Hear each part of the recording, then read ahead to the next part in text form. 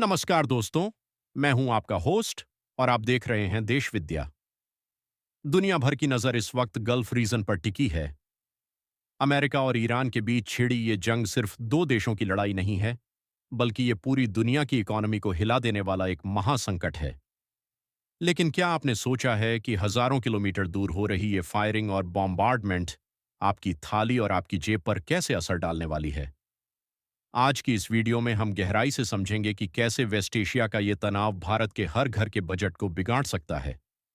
Petrol के बढ़ते दाम से लेकर रसोई गैस की किल्लत तक, सब कुछ जानने के लिए इस वीडियो को अंत तक जरूर देखें। अब बात करते हैं खाने पीने की चीजों की।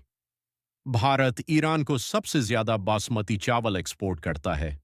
पिछले साल हमने लगभग 200 करोड़ डॉलर का चावल ईरान भेजा था, लेकिन इस जंग की वजह से हमारे एक्सपोर्टर्स का पैसा वहां फंस गया है। इसके अलावा भारत से चाय, कॉफी और चीनी का एक्सपोर्ट भी प्रभावित हुआ है। लेकिन इसका एक और बड़ा असर है। सप्लाई चेन के टूटने से भारत में खाद, फर्टिलाइजर्स महंगी हो सकती है। खाद बनाने के लिए जो नेचुरल गैस चाहिए, वो भी हम वेस्ट एशिया से ही मंगवाते हैं। अगर किसानों को महंगी खाद मिलेगी तो आने वाले समय में गेहूं और चावल की कीमतों में भारी बढ़ोतरी हो सकती है। सबसे पहले बात करते हैं दुनिया की सबसे महत्वपूर्ण जगह की, straight of Hormuz. Straight of Hormuz. Iran ने धमकी दी है कि वो इस रास्ते को पूरी तरह बंद कर सकता है। लेकिन यह भारत के लिए इतना खतरनाक क्यों है? दोस्तों, भारत अपनी जरूरत का लगभग 85% कच्चा तेल, क्रूड ऑयल, बाहर से मंगवाता है और हमारा करीब 91% एलपीजी इसी स्ट्रेट ऑफ हॉर्मुज से होकर आता है।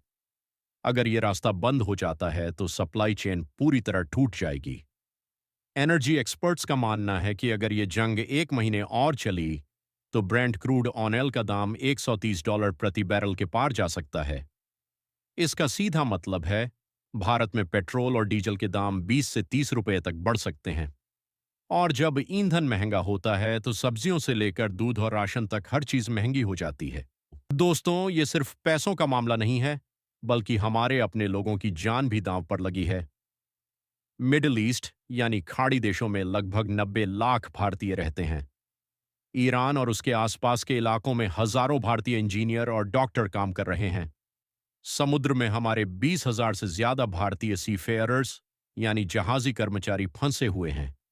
अगर ये जंग और फैलती है तो भारत सरकार को ऑपरेशन गंगा या वंदे भारत मिशन जैसा एक बड़ा रेस्क्यू ऑपरेशन चलाना पड़ सकता है।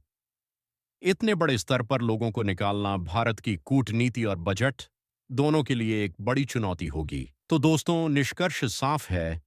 अमेरिका और ईरान की ये जंग सिर्फ जियोपॉलिटिक्स नहीं, बल्कि हमारे घर की इकोनॉमी का भी मामला है।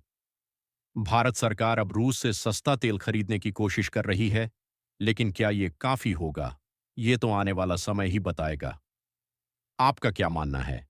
क्या भारत को इस जंग में किसी एक का साथ देना चाहिए या हमें न्यूट्रल रहना चाहिए? अपने विचार कमेंट बॉक्स में जरूर बताएं।